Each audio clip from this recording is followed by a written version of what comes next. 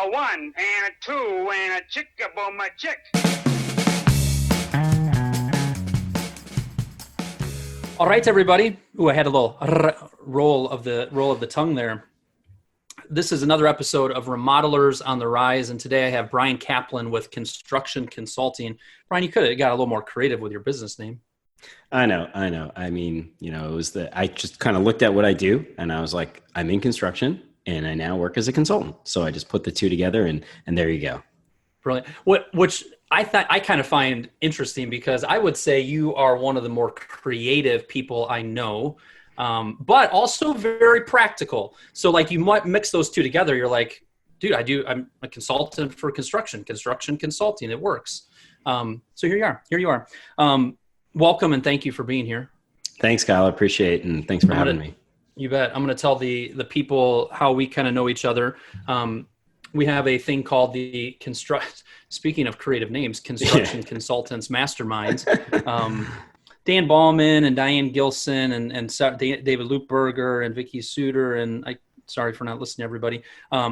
But a couple of years ago, Diane and Dan in particular got together a group of construction consultants and said, you know what, it'd be good just for us to meet each month, encourage one another, help one another, have a little bit of a mastermind group. The last few years, we've been doing an annual in-person several-day meeting. That's been wonderful. And by golly, this past year, Brian joined us, and it's been a wonderful, wonderful thing. And I've gotten to know him. We've had several conversations and just seen you in the different mastermind meetings that we've had. And like I already mentioned, but I've just been thrilled to have you in my world because you are challenging me to continue to innovate, get better, improve, think of systems, processes. You obnoxiously implement things very quickly. And I appreciate that. And, it's been really fun being part of this mastermind and being, it's been great to get to know everybody. And I'm happy, my goal is to kind of challenge people in general. I challenge myself on a daily basis. So I'm happy that I've been able to kind of do that for you as well. You have, it's been good. So I wanted to have you as a guest, and we're thinking through different topics. There's a lot of different topics that we could talk about. But the one we zeroed in on is technology in your remodeling business. And as I was thinking of kind of a title of this talk, I said a golden opportunity to integrate more technology into your remodeling business. We are in the throes of the coronavirus situation that's affecting everybody in different degrees of severity. But boy, coming out of this and also being in it, there's a golden opportunity to have some extra time to work on your business. And so often an area that you can work on is how do we integrate technology better that allows us to be more productive, efficient, profitable. So we're going to dig into technology in a remodeling business. And I wanted to kind of kick it off by saying, okay, when I say technology in remodeling business, what are we talking about here? Lay it out for us a little bit. Yeah, for sure. And, you hit the nail on the head. We are definitely, have this golden opportunity now because I think the one thing that we know, Kyle, you and I hear this all the time. And as someone that was a builder for 20 plus years, time is that precious commodity that we never seem to have. And so that golden opportunity. By the way, you look like you're 30 years old. So this whole 20 years thing, it always kind of throws me off. If you're watching on YouTube, you can see him like he's a young man. He's like, well, I've been doing this for 20 years and I was doing that for 10 years. Okay. It hasn't always worked for me. Let's put it that way, having a youthful appearance, but, when it comes down to it, you do have a golden opportunity as a construction business owner right now to kind of work on your business. And one of the great aspects is, if we talk about technology, it's not about just signing up for Buildertrend or Co-Construct or Procore, right? And I think that's where a lot of people's minds go. A lot of the stuff that we're going to talk about today and a lot of the work that I do with my clients is helping them with a very sort of lean management system approach when it comes to technology, and just understanding that the technology is there as a lever, but it's also a lot about our own personal behaviors and how we actually integrate or interact with it and what we expect of it to do for us in our construction business. So that's kind of what I think one of the core focuses of what today's talk is going to be on. When we say lean technology, what do you mean by that? Yeah, so just like I kind of opened with Buildertrend, Co-Construct, and Procore, and by no means am I saying don't sign up for these platforms or they don't offer any value for you. They can offer immense value. The challenge is that most smaller, type construction businesses, and even medium-sized ones for that matter, it's often too complicated for them and they try to do too much too quickly. And so when we say lean, we say use the things that you already have, right? We all have email. Probably 90% of the people listening here would raise their hand right now if I said, does your email box always feel like it's overflowing? Does it feel like it, it runs you and you don't really run it? And so I know it's weird, but sometimes I like to make them raise their hand, even though they're in their car listening to this or just sitting there. So raise your hand. Like if you think of your inbox as bloated, kind of overwhelming, there's just always too much in there. I think most people would kind of be like, yeah, it's just, I'm always constantly catching up. So I think it's super interesting. And it's not a topic that's talked about too much of like, how do we manage that better? Yeah, for sure. And then, some other things, how to use different pieces of technology to help you think through some of the problems that you have in your construction business. It's not all solutions, right? So sometimes it's about using it as just a vehicle to help you understand your construction business better, maybe getting your team involved and getting some feedback in a way that, is kind of consolidated. I just had a client this morning reach out to me and we, had a great call yesterday. He was asking me, hey, what's the best practice for this? And I gave him 3 different options and they were all kind of technology driven, but it was all about him collaborating with his own team on something. So there's lots of these examples. So lean for me just really means simple, as simple as we can make it, using the easiest tools that we can kind of leverage and in typically things that you're already using, just kind of thinking about them in a different way. Gotcha. Awesome. So give me some of the trends you're seeing in technology in the residential remodeling industry. Yeah. So I did a survey. It's coming up on, it's getting out of date a little bit now because it was almost 2 years ago, I think. But I did a survey of hundreds of construction businesses, small and some medium, but mostly small residential remodeling and new construction companies across Canada and the US. And we were looking at sort of 3 core things. We were looking at project management software, we were looking at time tracking, and we were looking at accounting. And what was really interesting is that on the accounting side, pretty much everybody's using something because, as we always say, we always have to keep score of the pennies in our construction business. Mm-hmm. When it came to project management and to time tracking, it was really interesting because basically a third in each category were not using anything, sort of formal or digital. And so on the time tracking side, people are still doing paper timesheets, which, I mean, if you're still using paper timesheets, and I say this at every time I talk about tech, is that's the lowest hanging fruit you can, pick off in your construction business. So get onto a platform, doesn't matter what it is, just start, sort of using something that's digital. And then, on the other side of the project management sphere, people weren't necessarily using anything for that. So it's a combination of some Excel sheets, maybe, and some text messages, maybe a group WhatsApp chat kind of thing, and nothing really formalized at all. Gotcha. So on the time tracking, because I love just practicality of like a takeaway. You may not have realized this, but you called people out hard there.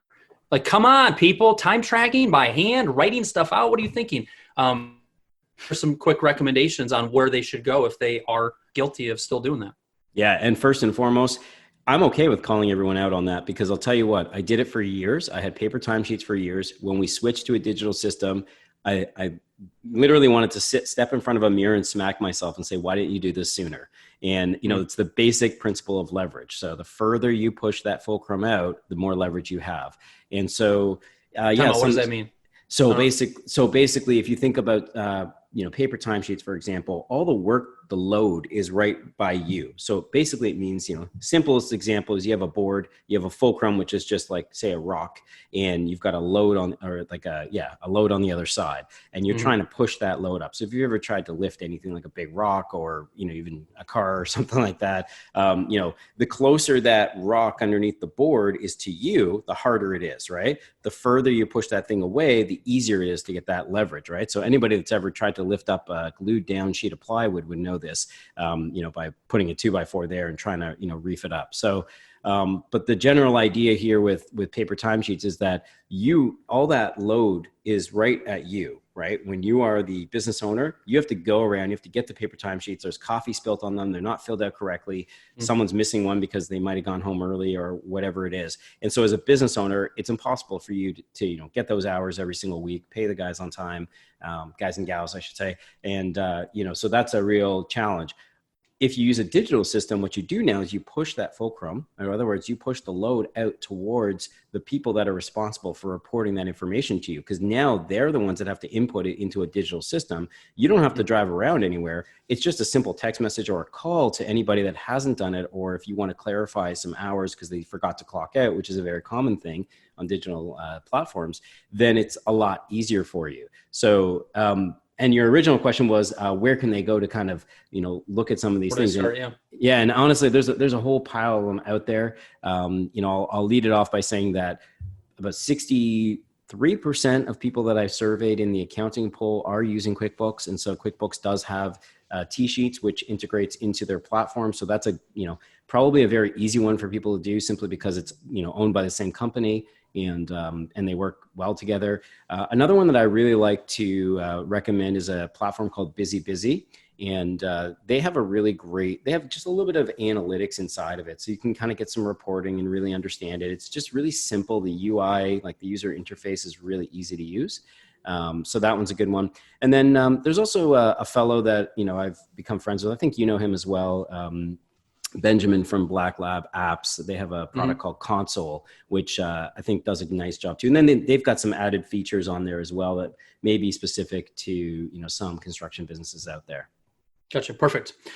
Objections that you hear when it comes to implementing technology in a remodeling business? What do you hear? Yeah.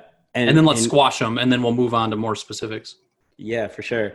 And I think it's important just to call out that when we talk about objections, usually there's kind of external ones and internal ones. And so the external ones will all sort of hear as, oh, I don't have time. my team's not going to adopt this. It's really expensive, to kind of, sign up with all these platforms. Like, have you seen the cost of, Builder-Trend or Procore or anything like that? For me, what I try to do is look at the internal side. And I know that not every builder, got into business to, sit on their mini television in their pocket and use technology in that respect. Like, they got into the business before technology probably existed. And so internally, I think some of the challenges are that, it's another thing that you have to try and learn. And that can often be quite a hurdle for people. And so what I will say, though, is that the reality is that the world is moving this way. And, especially when we're talking about this golden opportunity right now, the situation that we're in, we're all sort of seeing where the adaptability to using technology platforms really comes into play. So, yeah, I do think that one of those big objections is that, it's sometimes it's really hard for people to accept that they're going to have to go and try and learn something. And I think it's important that you just have to start, you have to start and try with like the simplest way. So whatever it is, like little sort of wins inside of your email platform, for example, is a great way to start. So those are some of the objections that I typically see. Gotcha. Yeah. Time to integrate it, which isn't a real, for a lot of people, there's a little more time on our hands. The cost of the software, I think sometimes we see the sticker price of it and go, wow, that's a lot. But when you start to think through productivity gains, efficiency gains, sales and marketing benefits of having some really solid project management or this or that, you start to add those up and you realize, wow, I'm paying for this very quickly. And then the adoption of it are my people going to implement this? And I got some old school, carpenters out there. I got these subs that won't do it. I'm looking for a lot of silver linings out of this whole situation. And I think there's going to be a lot of people that are much more open and realizing we've got to move with the times and adopt some of this. So, okay.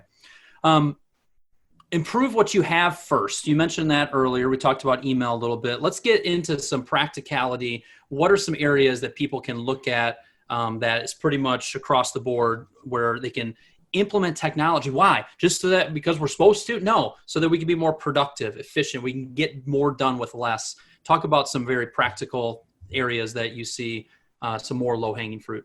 For sure. Because you started doing this, I'm going to do it too. So if you're listening to this and you still have a notebook beside you and that's how you're taking your notes, raise your hand, put your hand high in the air. Own it, people. You got to give them time to be embarrassed about it. Okay. No, it's not embarrassed, right? If that works for them, so be it. but Yeah, raise your for hand. sure. Yeah. Okay. Fair enough. So about 8 or 9 years ago, I bought an iPad mini, and this really changed how I operated. And for those that don't know me, I worked in the business for 20 plus years. I started as like a carpenter's helper, worked all the way through every single position. I was a super and a project manager and then a general manager.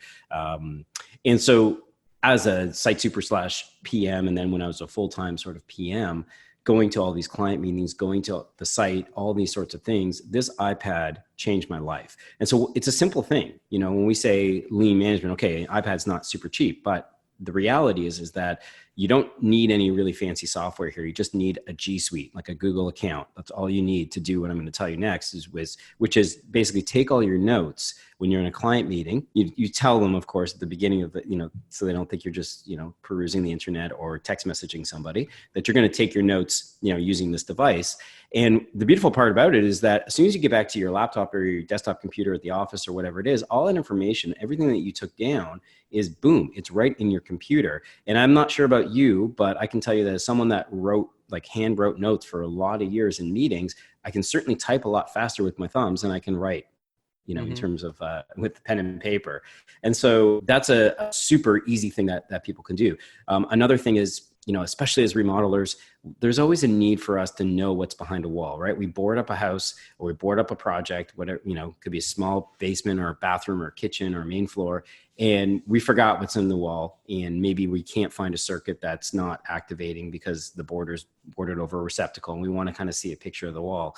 And so, one of the practices I tell everybody to do is you have to photograph every single wall and every single ceiling, before you insulate, after you insulate, and then that way you have those pictures so you always know where to find stuff. But imagine now having that at the fingertips, right? So if you just organize it on Google Drive inside of each project, and you've got your iPad with you, and I keep saying iPad, it could be tablet, could be Surface, could be Surface, whatever it is, you can literally pull it up. So I've had situations where I'm standing there with a plumber, we're trying to figure out something where there's backing, where there's not backing for a wall hung vanity or something like that, and I was able to pull up the picture, and he just looked at me and smiled. He's like, that's amazing. And so that's such a little thing, but the value is immense. Yeah. Getting a little excited now. So if you circle back to what you said about your iPad, now you were typing it, but I'm thinking of two of my clients, Bill Tanas with Key Builders in beautiful Grand Ledge, Michigan, and Ben Templeton Building Company. Both of them are using Surfaces, and they have a little pen, because a few years ago when it's like, guys, you're handwriting all this stuff out, and then you're handing it off to your estimator or your office manager in your office to kind of move things forward. It's just clunky, guys. Yeah, but I don't like typing. I like to write things out. All of a sudden, then they found a device and they were able to write it out. They got used to it. And, Ben talks about how when he gets back in the truck, click, upload to, I think they might be using, Google Suites, or it might even just be like an internal server. But he's able to upload some sketches he made out, the different notes, the different details. He's got a couple Google Forms now, or thereabouts, where he's kind of checking things off. His team is able to start working on things, or starting to put the folder together and some of the details together before he's even back in the office. That's what gets me excited, is if you are handwriting things out, getting into the weeds and getting a device, and even if you want to handwrite it, that's okay, as long as you're doing it digitally. It can be such a beneficial way of streamlining the process, and having just the digital copies of this can be so incredibly valuable. Oh, for sure. And let me build on that. There's, for the guys that are still like, I get that, but I still love my notebook. So the one thing I could say I can add to this is, and it's a bit of a hybrid of the idea, is, Evernote has partnered with Moleskine, for example. And so they have a book where you can write out notes, and then you can actually scan it and it will digitize it. So it won't just take a picture, it'll actually digitize the information so that it's in your Evernote platform. Now, that's a few extra steps. It's not as clear, or as easy as kind of using Drive and stuff like that. But it's definitely, for the people that are still listening to this and like, I get it, but they're holding their book in their hand right now. And, they're saying, I still love, kind of the feel of paper and writing down and all of that. That's another option as well. But I mean, to echo your point, it's like, having that information just translated instantly, just the expediency of it all is just amazing. Yeah. And the other example you gave of taking photos, if you're listening to this and you're not very technology adept, you can still say to your team, or you can still start digging into it of going, okay, I'm on a job site. I'm going to, during my sales process, I'm going to take a bunch of photos. I'm going to take some videos that just says, I want to take some videos so that when I get back and start doing design or et cetera work, how can I easily take all of the photos and take all of the videos that I created and put them in a folder for this specific client, so that when I'm sitting at my desk, I click on that name and I can see it.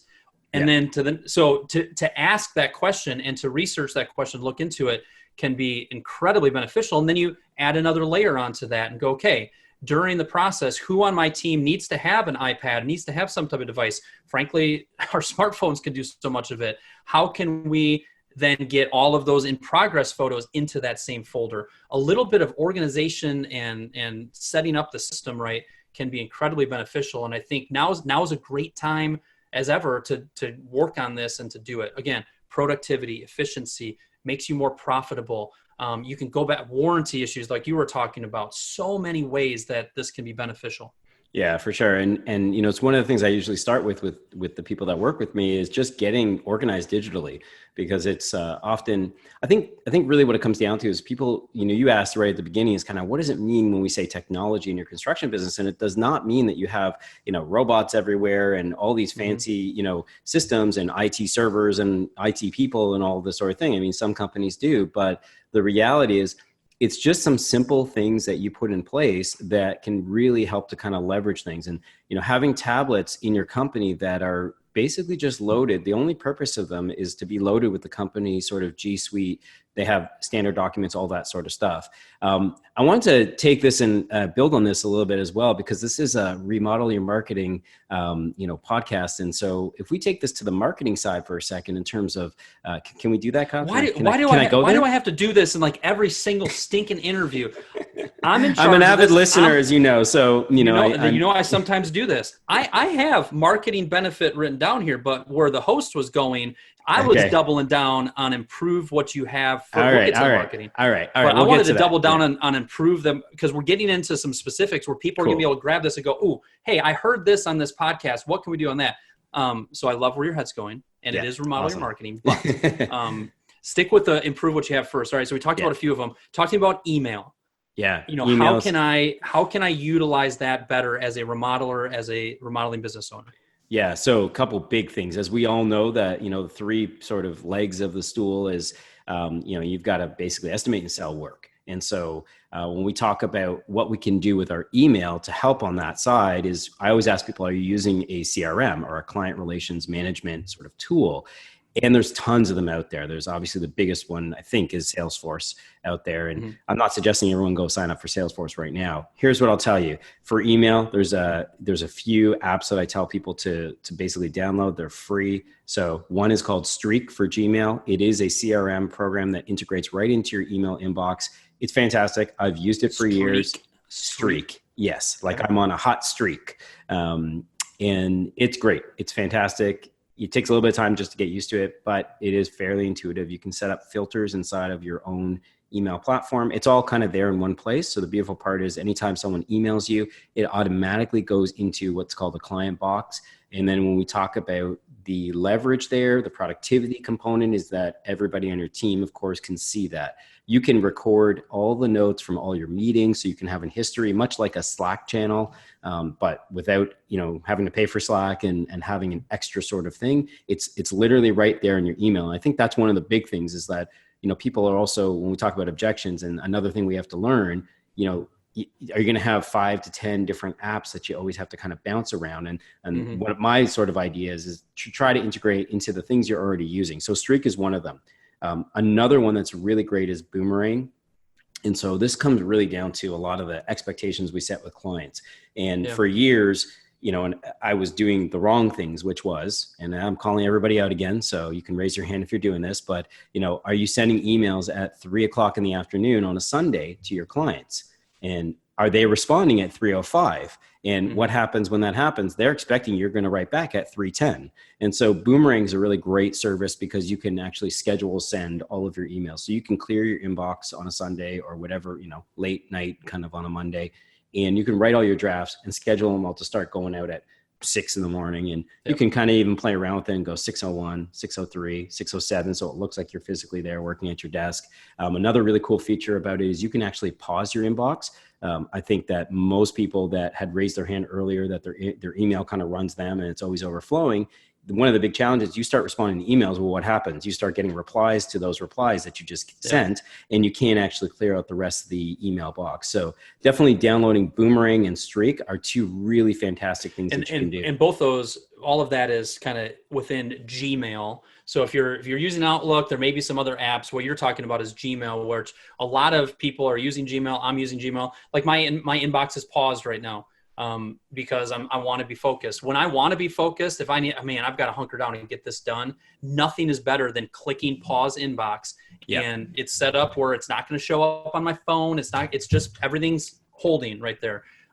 So again, those are Gmail. And then what you talked about with Boomerang, it's a super helpful thing for all the reasons you mentioned, and also just keeping those boundaries with clients, where they need to be, not in the late evenings or not in, on the weekend. Although as business owners, we sometimes are working at those hours to catch up on things. For sure. We just don't want to be visible with that. Yeah. We don't want to be visible and set it. I just want to mention that you can integrate using Zapier, or Zapier. It's, is basically, I don't know how to really explain this, but it's kind of just an integration tool that connects different applications. So you can actually connect Streak to Outlook. So that does work. And I believe Boomerang also does that as well.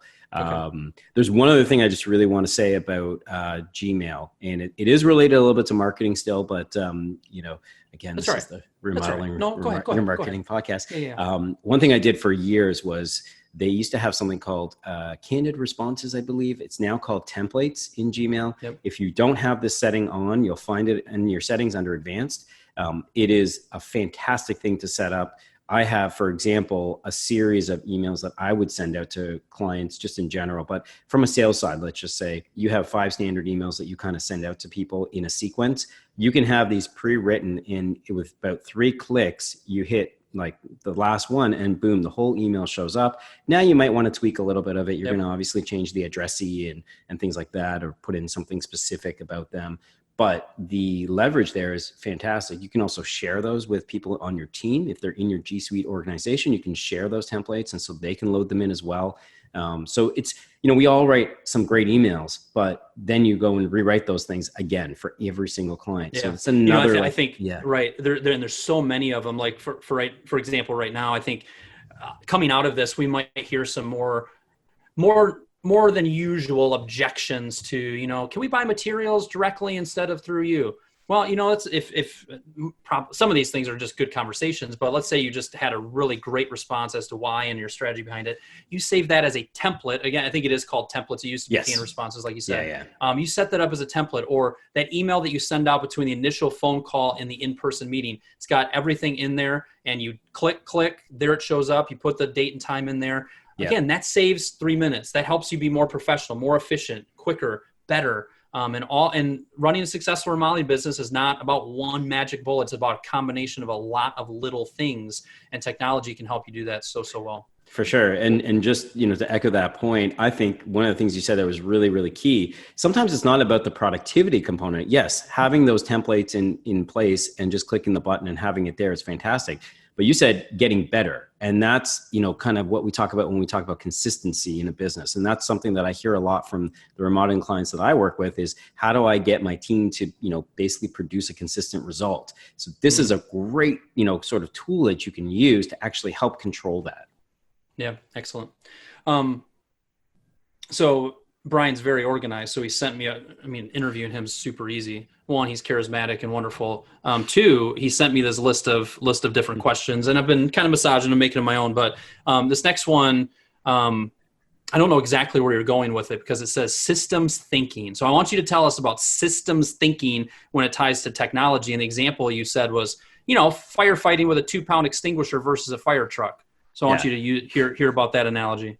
I love using the fire truck example simply because I think as business owners in the remodeling space, depending, regardless of really the size of your business, I think we tend to run around a lot and firefight. And I think that's a really great way to describe it. So the idea with systems thinking is, what can you put in place that can be repeated? You know, kind of as we just were finishing up the talk about email there, I talked about how, you know, you can control the outcome of your, you know, of the client experience, for example, from your team by implementing this like kind of template system. So that's an example of systems thinking. So it's kind of looking at something and saying, what is one thing that I can put into place that's going to have a much greater effect overall, as opposed to a one-to-one input.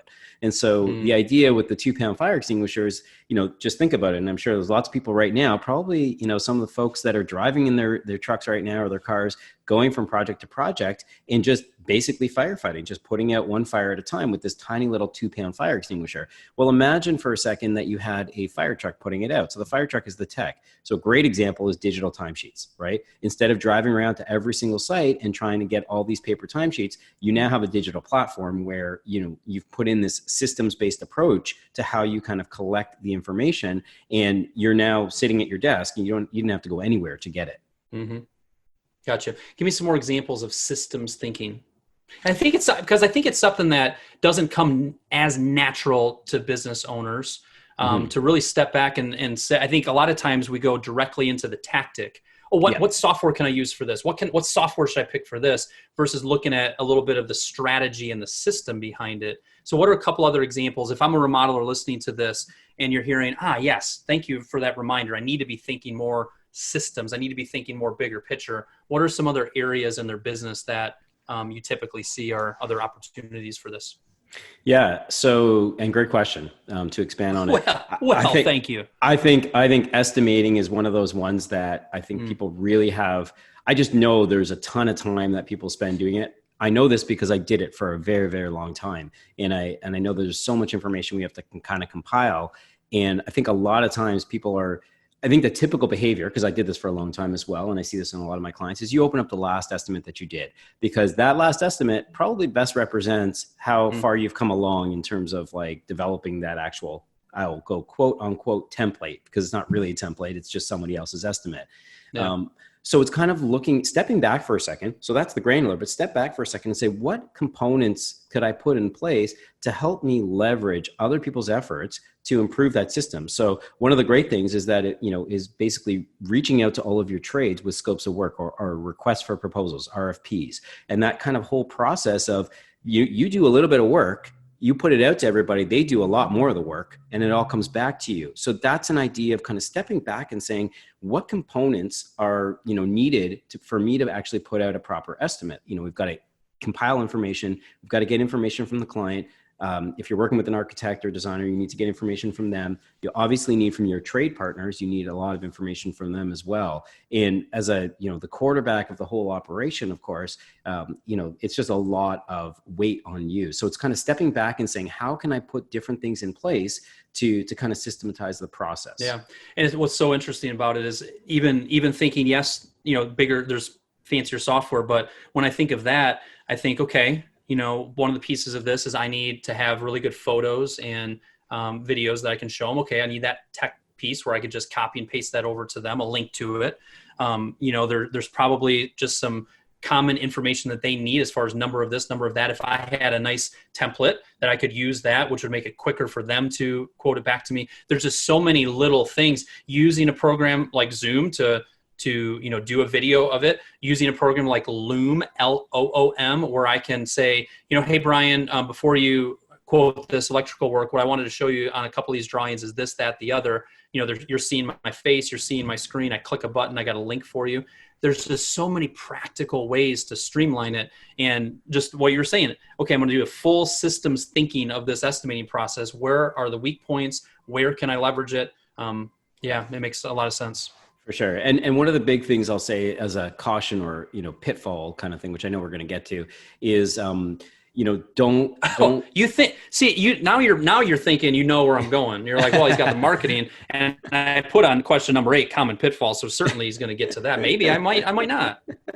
Now I probably won't actually. Well, I was just going to say, don't get into what I call paralysis analysis, right? It's not my term. It's out there in the sphere.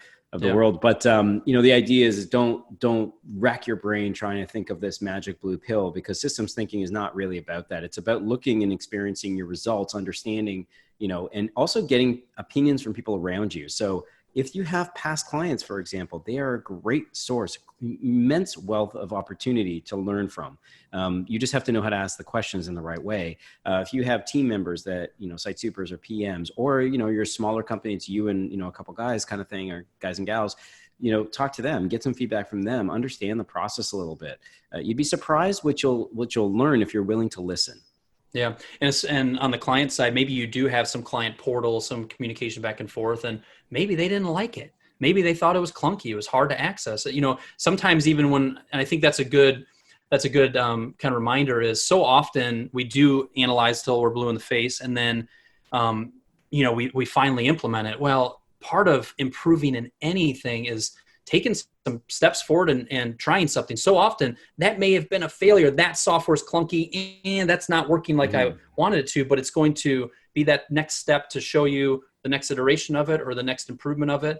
I think so often we wait for it to be perfect versus let's get this out there. Let's see if it works or not. And then that's what usually gives you clarity on how to improve it. Yep. This sums it up perfectly. Done is better than perfect. Yeah. Yeah. Cool. I've been wanting for, for minutes and minutes to talk about the marketing and sales benefits of technology. Can we finally get to that? Talk to me about a few of those that come to mind. For sure. So we talked about a couple of them already. We talked about the templates, for example, in your Gmail, and having, basically consistency in your sales process. So again, between that initial phone call and that first in-person visit, having that standard type of response, that professional email that you send out that I know you and I talk about to death and we talk about it all the time. It's such a simple but very valuable and important thing. So having that, sort of systemized is really important.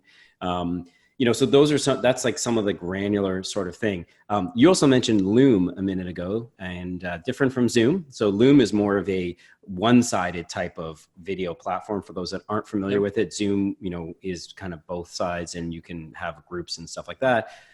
In the sales process, don't be afraid of video. If you look at the analytics of your website and you actually dig into it, you will see that typically the team page, if you have photos of yourself and your team on your actual company website, those will outperform the portfolio pictures in your website. It's usually the top page hit, aside from your homepage, of course, because that's where they're landing.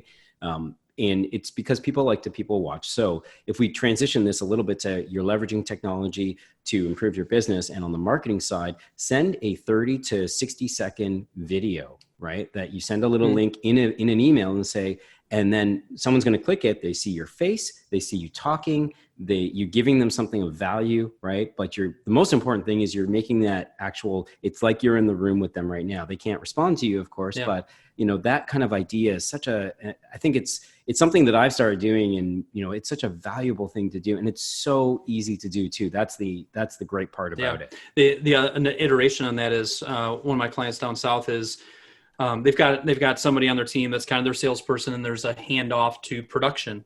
So it goes from Peter to Scott, and Scott's been doing more of just a quick video that says, hey, I'm Scott. I'm so excited to be working on your project. I'll be reaching out in the coming days, but I just wanted to introduce myself. We are thrilled that you're a client of ours. So just a little further down the sales process, but again, marketing, sales, building know, like, and trust. It's a wonderful way to build know, like, and trust. So, you just hit on several of the marketing things, and marketing and sales kind of coexist. But I think from seeing your homeowners, your prospects, seeing how you use technology is such a help on the sales front.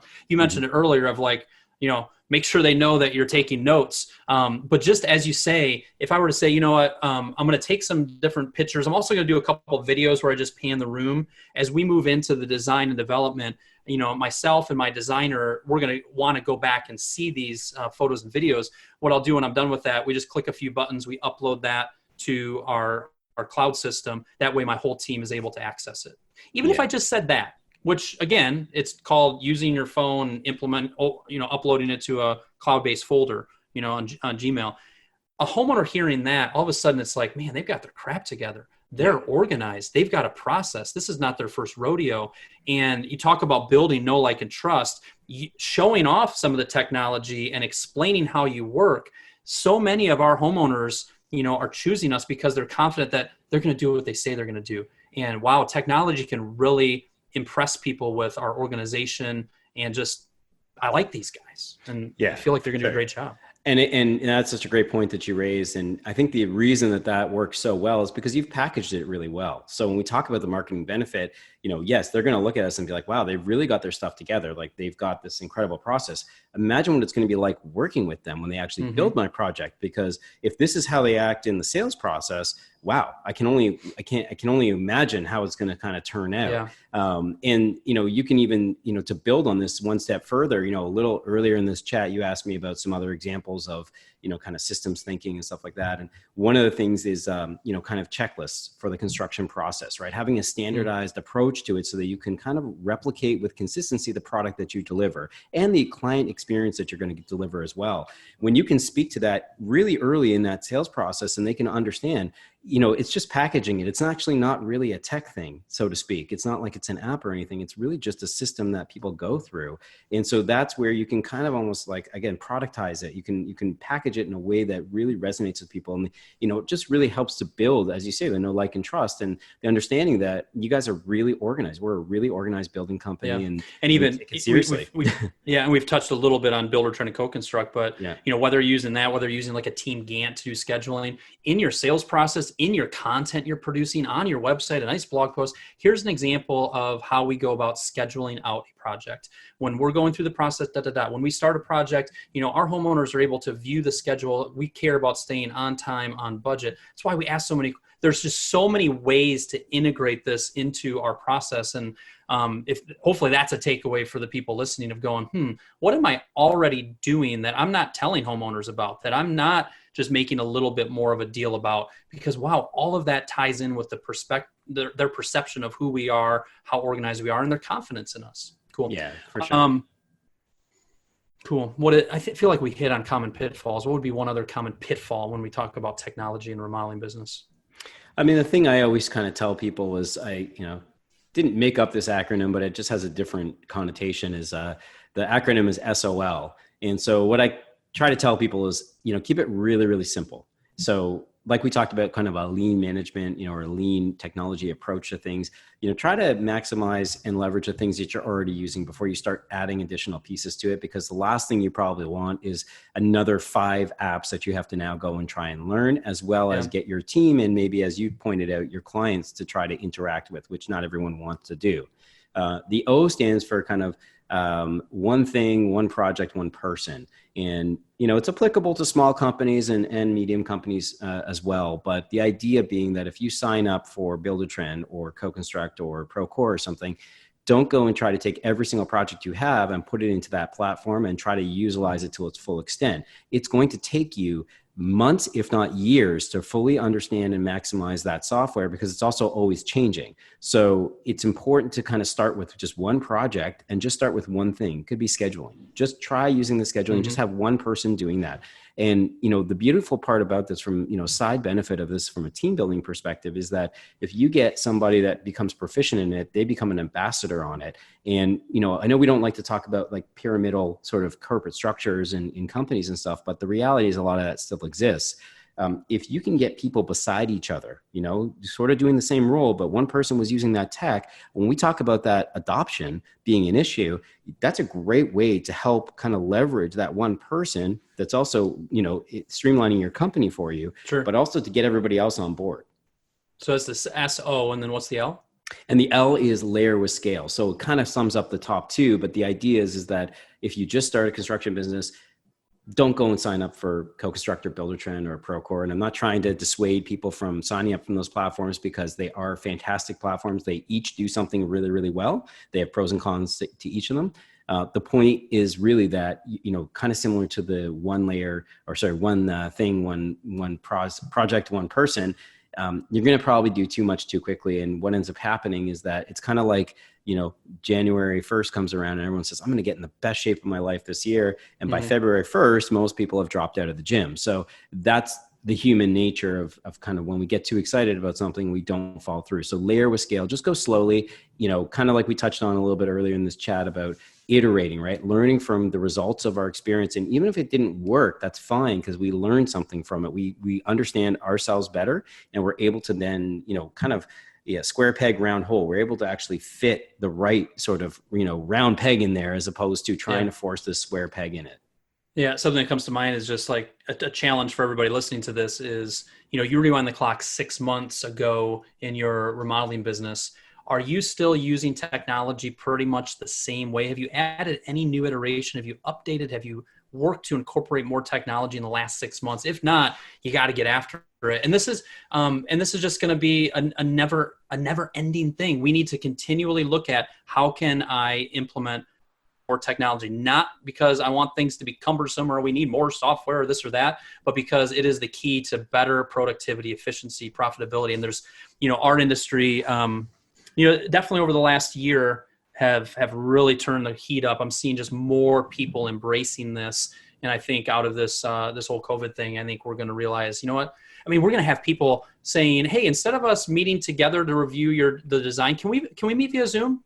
I've never heard one of my clients actually hear a homeowner say, can we just meet via Zoom? We're going to hear that. There's no doubt. There's millions of people that are becoming more familiar, more comfortable with this. You talk about integration with some of these project management softwares. Our homeowners, I feel, there's a lot of grandma and grandpas who are, and maybe older folks, or a lot of our clients who are using technology in a way they've never used it before. That's gonna ripple down to us in a good way.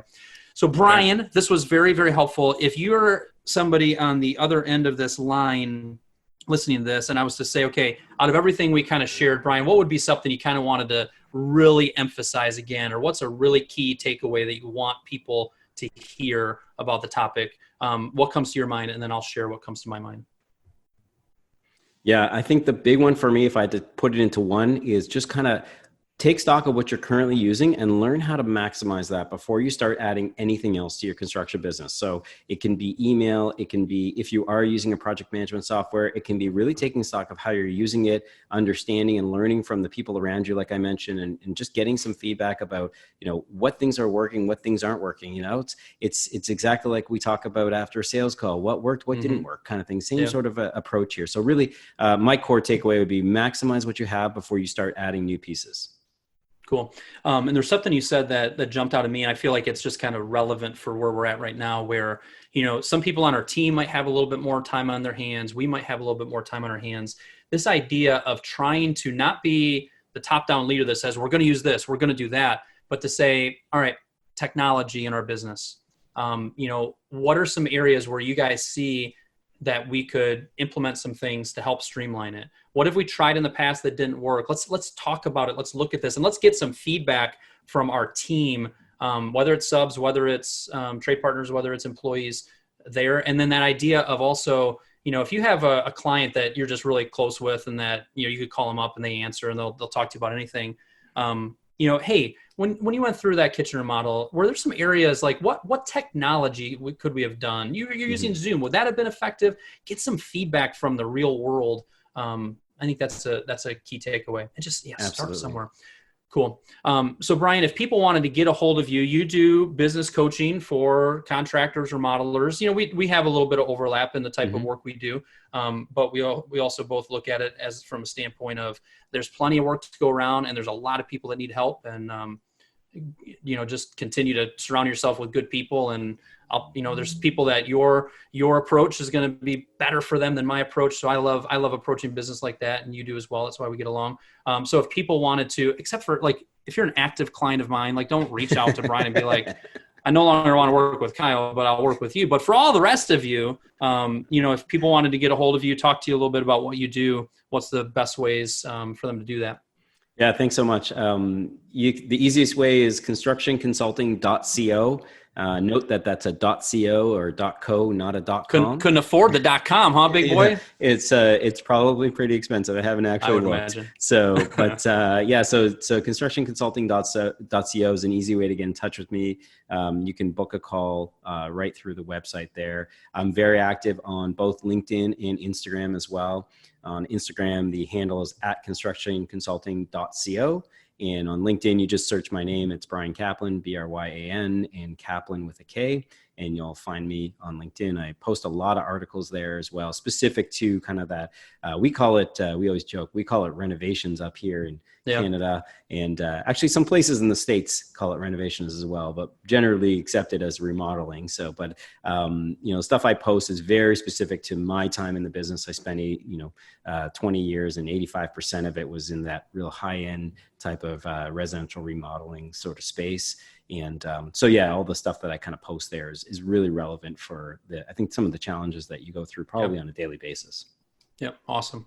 Oh, well, and let me just add, you can also email me, brian@constructionconsulting.co. Beautiful. Bryan. That's Brian with a Y. Is that the correct way of spelling it, or is that? Well, I don't know. We're going to get existential if we talk about correct and and not correct. Who knows? So okay. I'll upset a lot of Brian's with an I if I say anything. You've used so many big words, existential, and like I got to get my dictionary out and look all these things up as I replay it. No, thank you so much for your time. I really appreciate it. Really appreciate you sharing just your time, your experience, your wisdom here. And I think there's going to be some good takeaways. There's nothing better as a coach or a consultant than I don't care if it's a paid client that we do. Of course, we want to see progress there. But the reason Brian puts out so much content, the reason I put out content, there is nothing better than hearing somebody that actually grabs something that they heard and implemented it. So I'm going to close with that. If you heard something, like have that conversation with your team. Do that research. Look into this. Buy that stinking tablet. Because okay, fine, I'll buy it. I'm going to test it out. I'm going to try it. We would love nothing more than that. That's why we do it. So awesome. Have a wonderful rest of your day. Thanks so much. Thank you for listening to that episode. I wanted to tell you about a course that I am launching. It starts on April 29th, 2020. It's called Remodel Your Sales Process. Now might be a golden opportunity for some of you to be really focused in on the fundamentals of selling well. I think coming out of this, we're going to be needing to do more to close the opportunities that we have than ever before. I think we may see fewer leads for the next many months, which means we really have to be locking our sales process in well. I think we're going to run into more objections from homeowners related to, hey, can I have Uncle Bob do the electrical on this? Can you break down your price a little bit more? And we need to brush up on our sales training to handle those and to lead the process well. And we're going to do an 8-week course. You can find more about it at remodelyoursalesprocess.com. remodelyoursalesprocess.com. Wanted to add this to the end of today's episode to encourage you to check that out. Thank you so much for listening. Hope you are doing well in these crazy, uncertain times. Keep focusing on what you can control. Keep working on your business. It's a golden opportunity to work on your business. If sales training is something you need to work on, remodelyoursalesprocess.com. Take care.